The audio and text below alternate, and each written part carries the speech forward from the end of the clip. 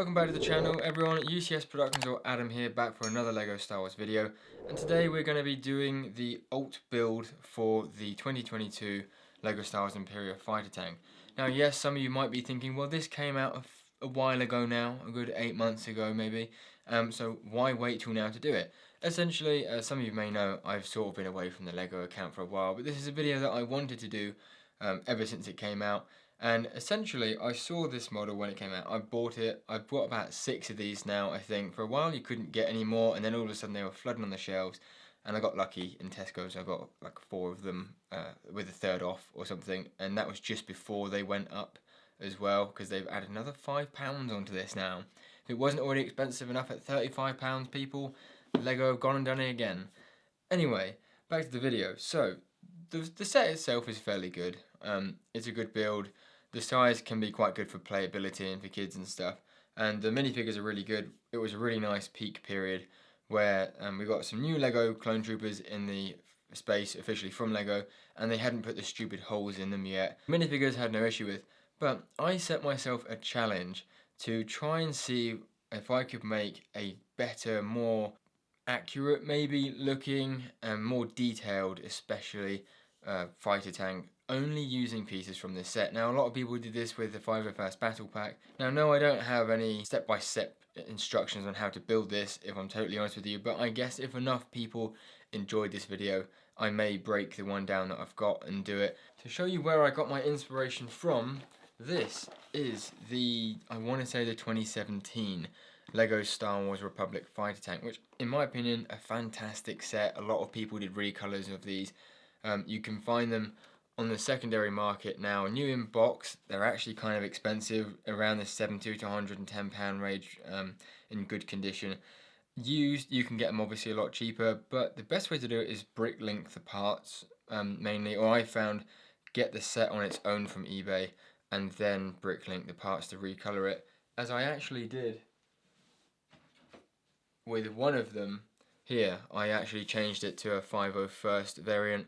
I also modified a few bits and changed the stickering on it as well. I believe I did a video on this, which I'll link up in the corner now as well. But getting all this out of the way, I set myself the challenge of seeing if I could make this LEGO set look like this LEGO set. Because also one of the great things about this, it was so much easier to fit it into MOCs. I'm first of all going to show you the built LEGO one, essentially the LEGO model you get as standard, as stock. Like I said, the size is fine, it's good, it's great for kids, it's very sturdy, to be fair. That's one thing you always get when you get an official LEGO set, I guess. It's okay, so I'm not actually going to throw that, that's crazy. So here we have all 3 of the LEGO Republic fighter tanks. Obviously this is excluding the 2008 one, but I just don't have that one, and I'm not going to go out and buy it, because as it happens, this is really a contest between these 3 anyway. So as I said, my challenge was to take the 2022 Republic fighter tank that LEGO made, use the same parts, and make it as much like the 2017 LEGO Republic fighter tank for the purpose of better fitting into MOCs. I think it generally looks quite good at this size as well, especially compared to minifigure scale. It's just quite a fun thing to do.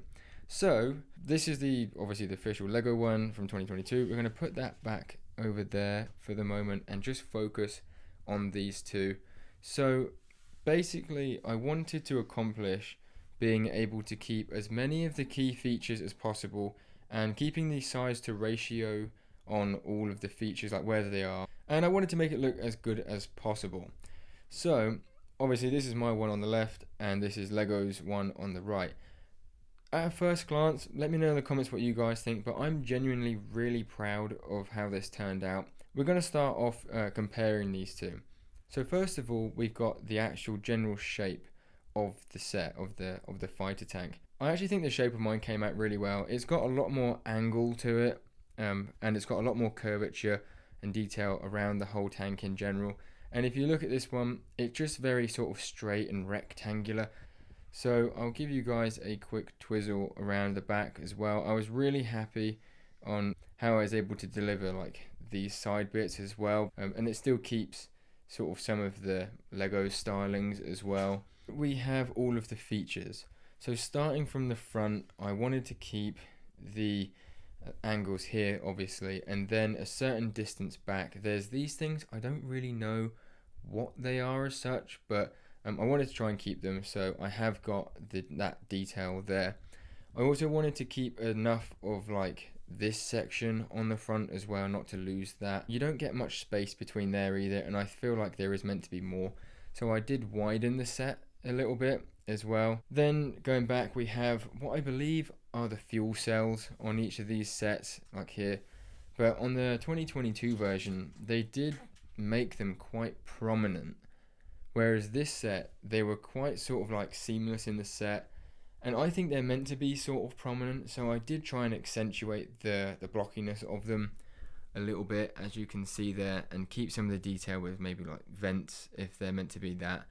And I reused, this is where I said about reuse of stickers, so I reused some of the stickers that initially went on the front there, as you can see there, and I put them down there to give the fuel cell a bit of detail, and I think that actually worked really nicely.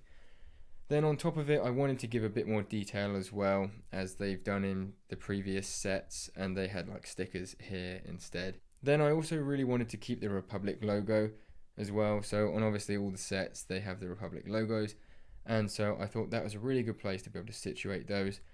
And I wanted the cockpit area to be like the right size, and I'm really happy with the proportions I was able to get with the pieces that I was sort of working with this cockpit. And I did actually manage to keep some good interior space as well, which I'll show you guys very shortly. But this piece was a good piece for Lego to use, but they just didn't use it right.